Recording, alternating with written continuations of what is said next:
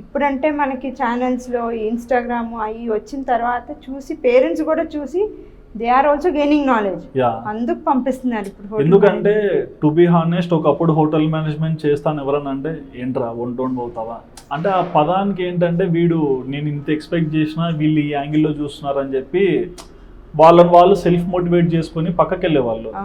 So ఇట్లా చాలా మంది లైఫ్లో జరిగి ఉండొచ్చు, కానీ మీరు ఒక అమ్మాయిగా నిలబడ్డారు కదా, అది చాలా గ్రేట్ థింగ్ అని చెప్పుకోవచ్చు. అండ్ ఒక మనిషి హోటల్ మేనేజ్మెంట్ ఫీల్డ్లో ఉండాలనుకున్నా, దాంట్లో ఫర్ లాంగ్ కొనసాగాలనుకున్నా ఏ మైండ్ సెట్తో ఉంటే సక్సెస్ అవుతారు?